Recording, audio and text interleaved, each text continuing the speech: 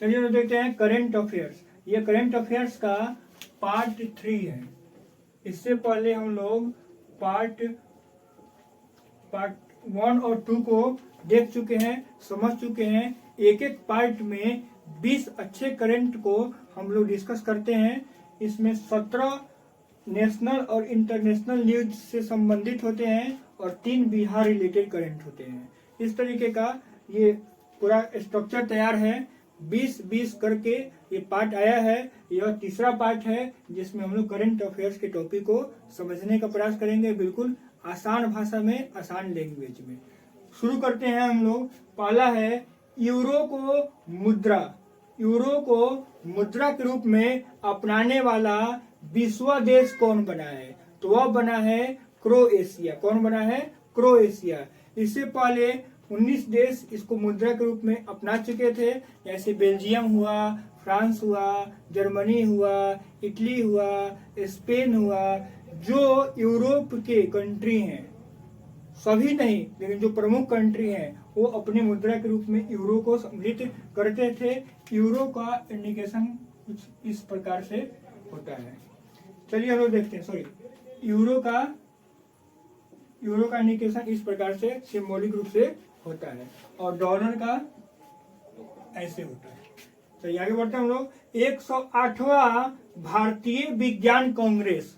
108वां भारतीय विज्ञान कांग्रेस कहाँ मनाया जा रहा है? तो वह मनाया जा रहा है नागपुर में। कहाँ मनाया जा रहा है? नागपुर में। और सबसे पहला भारतीय विज्ञान कांग्रेस कहाँ मनाया गया था? तो कोलकाता में 1914 में। एक बात और यहाँ पे ध्यान देंगे कि इस साल जो भारतीय विज्ञान कांग्रेस मनाया गया उसमें महिलाओं की भूमिका को बढ़ाया गया है, इसलिए ज्यादा स्पेशल रहा है। और यह प्रत्येक साल जनवरी के पहले सप्ताह में मनाया जाता है। प्रत्येक साल जनवरी के पहले सप्ताह में मनाया जाता है। रेलवे ने शुद्ध शून्य कार्बन उत्सर्जन का लक्ष्य कब तक का रखा है? तो 2030 तक का रखा है। 2030 तक का। संविधान पार्क, संविधान उद्यान का उद्घाटन द्रौपदी मुर्मू ने कहाँ किया है? तो जयपुर में किया है। कहाँ किया है? जयपुर में संविधान पार्क खोला जाएगा। पोखरा इंटरनेशनल एयरपोर्ट। पोखरा इंटरनेशनल एयरपोर्ट कहाँ बन रहा है? तो नेपाल में इसकी उद्घाटन हुई है, शुरुआत हुई है। और इसका समर्थन, इसका सपोर्ट ये कौन किया है? तो चीन ने किया है। चीन के सहयोग से पोखरा में एक एयरपोर्ट खुला है जो नेपाल में है। दीदी सुरक्षा कवच अभियान। दीदी सुरक्षा कवच अभियान यह पश्चिम बंगाल से संबंधित है। ममता बनर्जी सरकार ने एक अभियान को शुरू किया है जिसका नाम रखा है दीदी सुरक्षा कवच अभियान।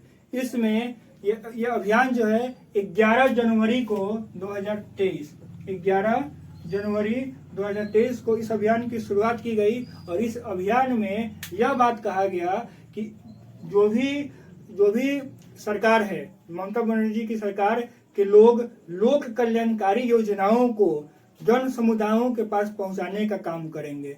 किन किन को राज्य सरकार की तरफ से जो लोक कल्याणकारी योजनाएं मिल रही है वो कितना पहुंच पा रहा है, नहीं पहुंच पा रहा है, इसको देखने का काम करेंगे। इनका मानना है कि हम लोग जन भागीदारी को बढ़ाने का काम करेंगे। दीदी सुरक्षा कवच अभियान सरकारी योजनाओं को आम जनता तक पहुंचाने के लिए। एक और यहीं पे याद कर रख लेंगे, जब पश्चिम बंगाल का जिक्र आया है तो पश्चिम बंगाल के मुख्यमंत्री कौन है? तो ममता बनर्जी है। और वहां के गवर्नर कौन है? तो डॉक्टर सीबी आनंद बोस हैं। सीबी आनंद बोस हैं। फिर हम लोग आगे बढ़ते हैं। तार के पत्तों का पांडुलिपि संग्रहालय कौन तैयार कर रहा है? तो केरल सरकार। केरल में तार के पत्तों का पांडुलिपि संग्रहालय तैयार किया जा रहा है। केरल के मुख्यमंत्री कौन है? तो पिनरई विजयन है। कौन है? पिनरई विजयन है। और वहां के गवर्नर कौन है? तो मोहम्मद आरिफ खान है। मोहम्मद आरिफ खान है।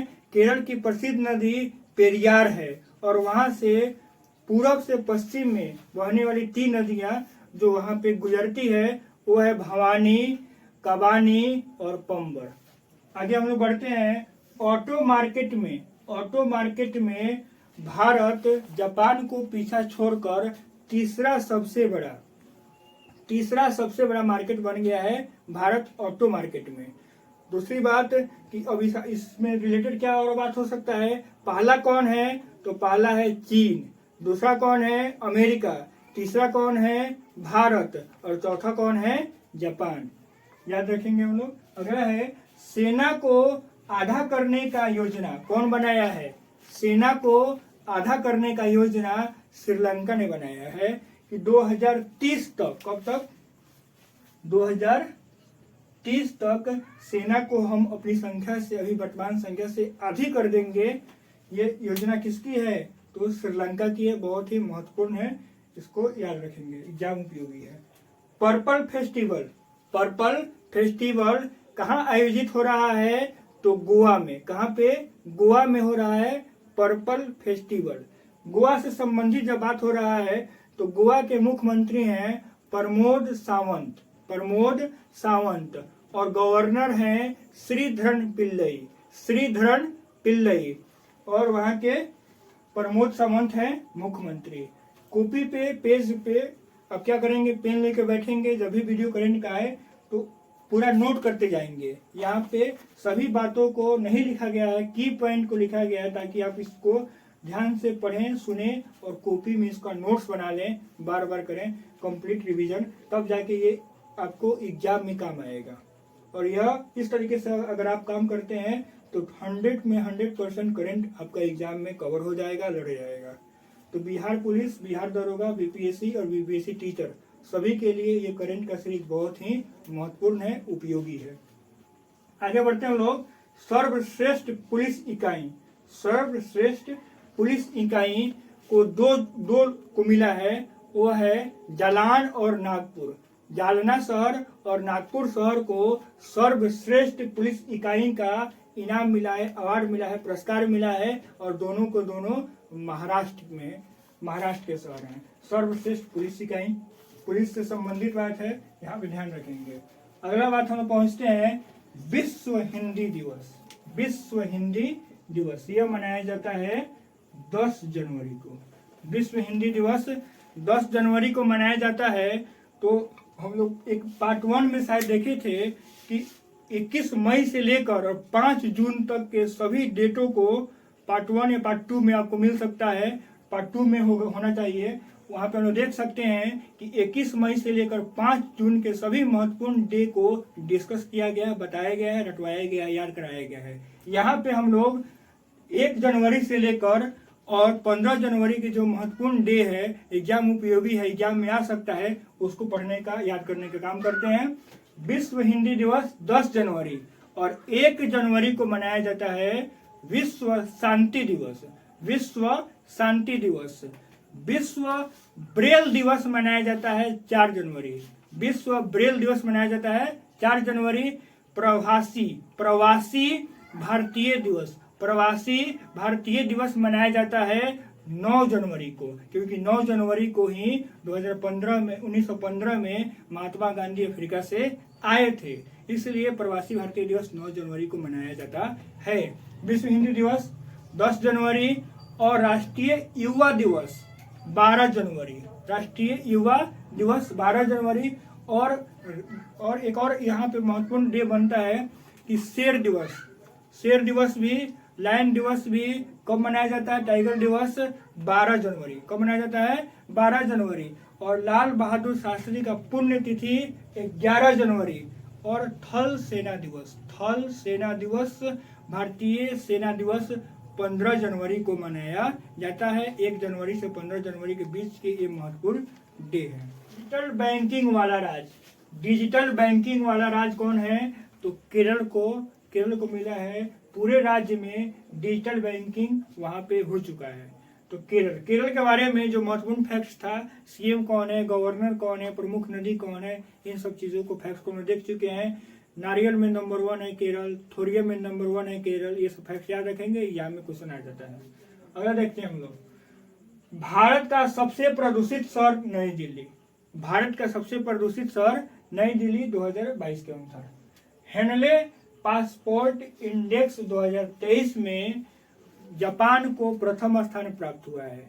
हेनले पासपोर्ट इंडेक्स 2023 में जापान को पहला और भारत को 85वां स्थान प्राप्त हुआ है। 85 भारत को मिला है 85 और पहले नंबर पे जापान, दूसरे नंबर पे साउथ कोरिया और तीसरे नंबर पे है सिंगापुर।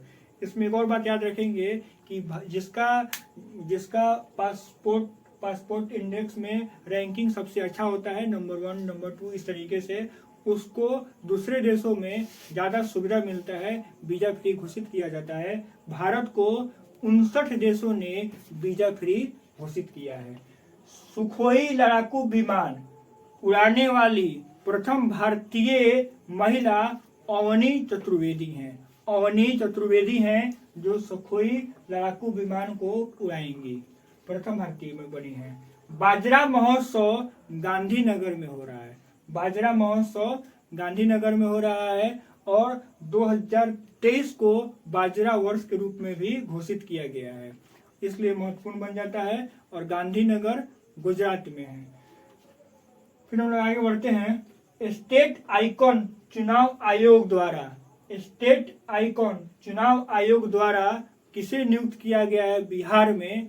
वो है मैथिली ठाकुर। मैथिली ठाकुर दरभंगा जिला से बिलोंग करती हैं और वह एक प्रसिद्ध लोक गायिका बन चुकी हैं। जाति सर्वेक्षण बिहार में 7 जनवरी से प्रारंभ हुआ था। जाति सर्वेक्षण पे डिटेल्स वीडियो, क्योंकि बहुत ही महत्वपूर्ण न्यूज है, इसको हम लोग कवर करेंगे। जाति सर्वेक्षण बिहार करके एक 5 से 10 मिनट का वीडियो आएगा जिसमें इसकी सारी बात डिटेल्स में की जाएगी, विस्तार पूर्वक किया जाएगा, ताकि यहाँ से क्वेश्चन छूटे नहीं। यहाँ से एक क्वेश्चन निश्चित तौर पे विभिन्न एग्जामों में देखने को मिल सकता है। बिहार के चीफ जस्टिस कौन बने हैं? तो विनोद चंद्रन बने हैं। कौन बने हैं? विनोद चंद्रन बने हैं। इससे पहले कौन थे? तो संजय करोल थे। संजय करोल। यह बीपीएससी एक बार अपने एग्जाम में पूछ चुकी है कि बिहार के वर्तमान चीफ जस्टिस कौन है, तो संजय करोल। अभी बदला है तो दूसरा एग्जाम वाला भी पूछा जा सकता है। विभिन्न एग्जामों में जो बिहार से रिलेटेड एग्जाम होगा वहां पे यह प्रश्न देखने को मिल सकता है कि बिहार के चीफ जस्टिस अभी वर्तमान में कौन है? तो विनोद चंद्रन है। और ये कहाँ से आए हैं? तो केरल से। केरल में पहले जज थे हाई कोर्ट में और यहाँ पे इनका ट्रांसफर हुआ है बतौर चीफ जस्टिस के तौर पर। इस तरीके से हम लोग 20 करंट के टॉपिक को कवर किए। आप इसको जब भी देखें तो पेन कॉपी लेके बैठे और पूरा नोट्स बना लें ताकि उसका बार बार आप रिविजन करें। और ये एग्जाम उपयोगी है, बहुत ही शानदार नेचर का है। यहाँ से प्रश्न बिल्कुल निश्चित तौर पे आएगा। ये पार्ट 3 है, फिर हम लोग कल पार्ट 4 में मिलेंगे। करंट अफेयर्स का सीरीज